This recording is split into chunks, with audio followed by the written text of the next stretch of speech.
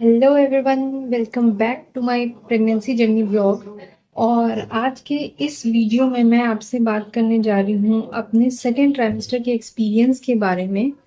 अभी मेरा third trimester चालू हो गया है, एक वीक लगभग मेरे को हो गया है। तो मैंने सोचा क्यों ना सेकेंड ट्राइमेस्टर के बारे में आप लोगों से शेयर किया जाए। बट अगर आप लोगों ने मेरा फर्स्ट ट्राइमेस्टर का एक्सपीरियंस का वीडियो अभी तक नहीं देखा है तो प्लीज़ गो एंड वॉच।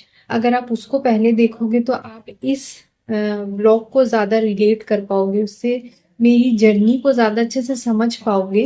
सो सबसे पहले आप जाके उसको देखो, मैं उसका लिंक अपने डिस्क्रिप्शन बॉक्स में डाल दूंगी और उसके बाद आप ये वीडियो देख सकते हो। तो चलिए स्टार्ट करते हैं अपना व्लॉग। ओके। सो मेरा फर्स्ट ट्राइमेस्टर जो था वो आप लोग जानते हो कि कैसा था, मिक्स्ड था। मैक्सिमम टाइम मुझे ज़्यादा प्रॉब्लम्स ही हुई थी। और फर्स्ट ट्राइमेस्टर में आप सबको पता है कि जो हॉर्मोन्स बॉडी में रिलीज होते हैं वो आपकी लाइफ में फर्स्ट टाइम होते हैं। और वो ना सिर्फ आपको फिजिकली बल्कि मेंटली और इमोशनली भी बहुत ज़्यादा अफेक्ट करते हैं।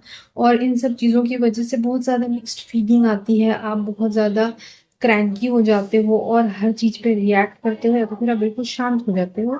इसके अलावा अगर आपको डॉक्टर ने बेड रेस्ट बोल दिया है किसी भी कॉम्प्लिकेशन की वजह से, जो कि मेरे केस में हुआ था, आप लोग जानते हो ये चीज़, वो चीज़ आपको और ज़्यादा परेशान करती है। धीरे धीरे आप डिप्रेस्ड होने लगते हो, जो चीज़ें मेरे साथ हुई थी। तो वो तो आप जानते ही हो। फिर सेकेंड ट्राइमेस्टर जब स्टार्ट हुआ तो आपको पता है एंटी स्कैन हुआ था, और उसके बाद फिर एंटी स्कैन में चीज़ें बहुत सही आई थी। तो डॉक्टर ने बोला कि अब टेंशन की कोई बात नहीं है, जो भी कॉम्प्लिकेशंस थी वो सारी चीज़ें अब ठीक हो गई हैं। और जब डॉक्टर ने ऐसा बोला तो मेरा सबसे पहला क्वेश्चन ये था कि अब मेरे को इंजेक्शन्स तो नहीं लेने पड़ेंगे ना वो वाले। तो उन्होंने बोला कि नहीं, अब आपको कोई इंजेक्शन्स और जो मेडिकेशंस उन्होंने उस टाइम पे दी थी चीज़ों को सही करने के लिए, वो भी मुझे नहीं लेना था। और दूसरी चीज़ उन्होंने बोला कि बेबी बिल्कुल ठीक है। और ये दो चीज़ें कि बेबी बिल्कुल ठीक है और दूसरा वो इंजेक्शन्स मुझे नहीं लेने पड़ेंगे, मेरे को इतनी ज़्यादा खुशी हुई थी कि मैं डॉक्टर के सामने रोने लगी थी खुशी से। और जब ये चीज़ें होती हैं ना तो थोड़ा-सा वो मेंटली भी होता है कि आप फिर ज़्यादा रिलैक्स्ड होने लग जाते हो।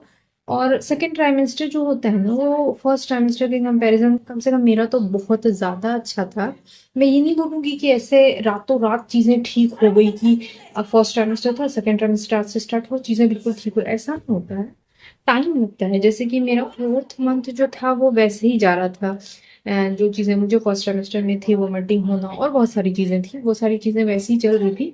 बट हाँ, धीरे-धीरे वो मुझे चेंजेस नज़र आ रहे थे कि जैसे पहले मेरे को दिन में 6 से 7 बार वोमिटिंग हो जाती थी, तो वो चीज़ कम हो गई, 3-4 बार हो गई। उसके अलावा जो मेरे को पूरे दिन नींद आना, थकावट फ़ील होना, मेरी एनर्जी जो लो थी, वो सारी चीज़ें धीरे-धीरे ठीक हो रही थी और मुझे एनर्जी फ़ील होने लग गई थी।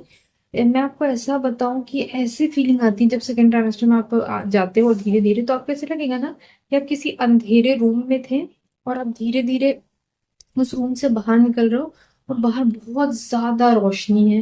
तो ये ऐसी-सी फीलिंग थी मुझे, मेरे को अच्छा लगने लग गया था धीरे-धीरे। मैं अपनी प्रेगनेंसी को एन्जॉय करने लग गई थी, जो कि मैंने फर्स्ट ट्राइमेस्टर में बिल्कुल नहीं की थी। कई बार मेरे को ऐसा आया था ख़्याल कि मैं क्यों प्रेग्नेंट हो गई, और इस टॉपिक पे कोई बात नहीं करता है बट ये दिमाग में सबके आता है फर्स्ट ट्राइमेस्टर में। सो मेरे भी आया था। बट सेकंड ट्राइमेस्टर में मैं इन सारी चीज़ों को एन्जॉय करने लग गई थी। ओके। सो एंटी स्कैन होने के बाद डॉक्टर ने हम लोगों को बोला था कि 1 महीने बाद फिर हमारा वापस से दूसरा स्कैन होना है। और तब तक उन्होंने मेरे सारे मेडिकेशंस वगैरह चेंज किए थे। उन्होंने ज़्यादा कुछ दवाइयाँ दी नहीं थी। उन्होंने दवाइयों में जो दिया था, एक तो आयरन स्टार्ट किया था उन्होंने, कैल्शियम स्टार्ट किया था उन्होंने, उसके अलावा उन्होंने फोलिक एसिड जो था वो कंटिन्यू करवाया था। और उन्होंने उसके अलावा मेरे को मदर हॉर्लिक्स दिया था, जो कि डीएचए के लिए, बेबी के लिए बहुत ज़्यादा ज़रूरी है। तो और बाकी पुराने जो जो भी मेडिकेशंस थे वो सब बंद करवा दिए थे। इसके अलावा डॉक्टर ने मुझे एक डाइट चार्ट दिया था जिसको मुझे फॉलो करना था।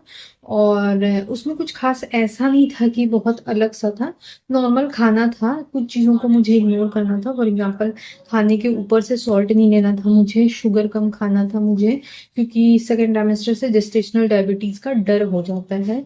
तो डॉक्टर्स शुगर के लिए कम सजेस्ट करते हैं कि नहीं लेना होता है। उसके अलावा मैदा, अजीनोमोटो, बाहर का खाना, ये सारी चीज़ें उन्होंने मना की थी। बट उन्होंने बोला था स्पेशली अजीनोमोटो, शुगर, ये सारी चीज़ें नहीं लेनी है मुझे। और फिर उन्होंने ये भी बोला था कि आप इस डाइट को फॉलो करो, बाकी हैं तो हम इंसान, तो थोड़ा ऊपर नीचे तो चलता है। साथ में उन्होंने मुझे ये और चीज़ सजेस्ट की कि अब आप अभी से ही योगा क्लास स्टार्ट कर दो, क्योंकि मेरे सेकेंड ट्राइमेस्टर में कोई कॉम्प्लिकेशन था नहीं।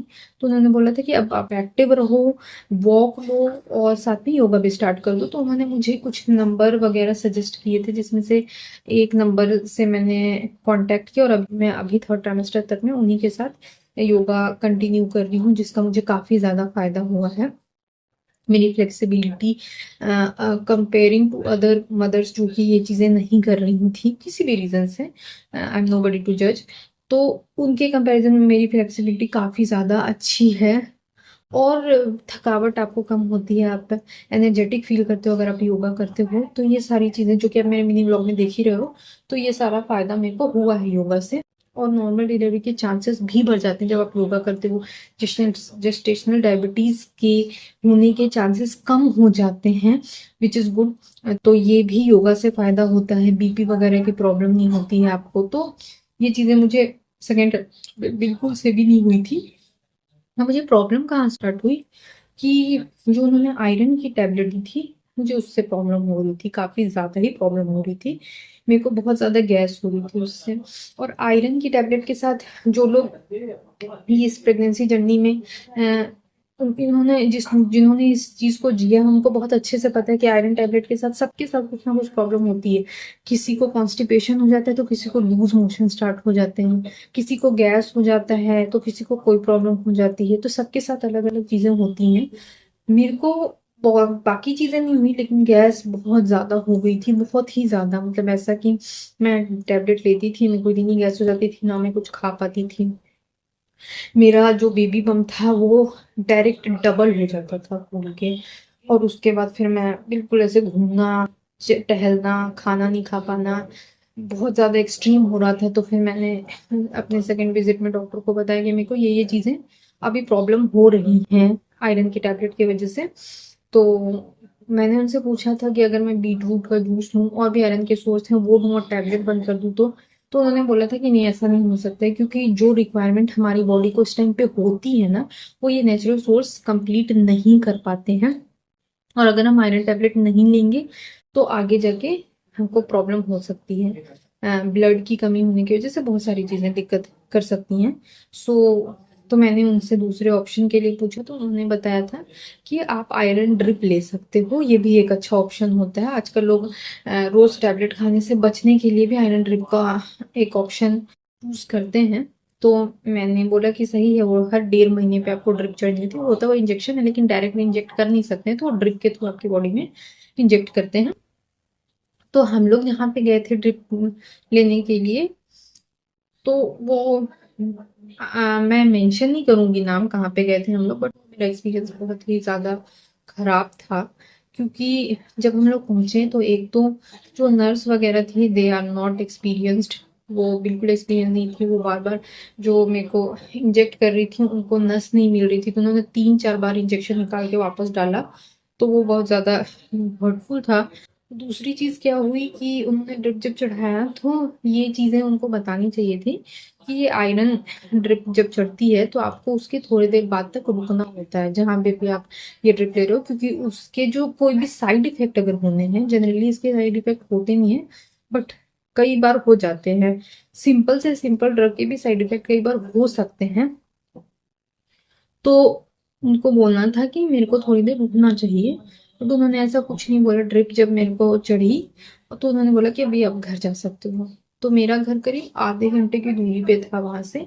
और जब हम लोग घर के लिए निकले थे तो करीब 20 मिनट बाद मेरे को इचिंग होना स्टार्ट हो गया था काफी ज्यादा। तो तब तक मेरे को लगा कि क्योंकि मेरे को उस टाइम पे इचिंग की प्रॉब्लम भी बहुत ज़्यादा हो रखी थी बॉडी में, तो मुझे लगा मे बी उसके कारण है। बट जब मैं घर पहुंची, करीब आधे घंटे हो गए थे घर पहुंची, फिर मेरे को ज़्यादा इचिंग हुई तो मैंने चेक किया, तो मेरा जो लोअर बॉडी पार्ट था वहाँ हर जगह रैशेस थे। मैं आपको फोटो शेयर नहीं कर सकती हूँ, क्योंकि वो थोड़े प्राइवेट हो जा रहा है। बट मैं कोशिश करूंगी उससे रिलेटेड कोई फोटो मैं आपको शेयर करूं इस पे। वो इतना वियर्ड था। मेरे को ये इतने बड़े बड़े रैशेस थे पूरी बॉडी में, नीलो और बॉडी पार्ट पे इतने बड़े बड़े, एक के ऊपर एक। और वो इतना ज्यादा डरावना दिख रहा था कि मैं आपको बता नहीं सकती हूँ, कोई भी देख के उसको डर जाए।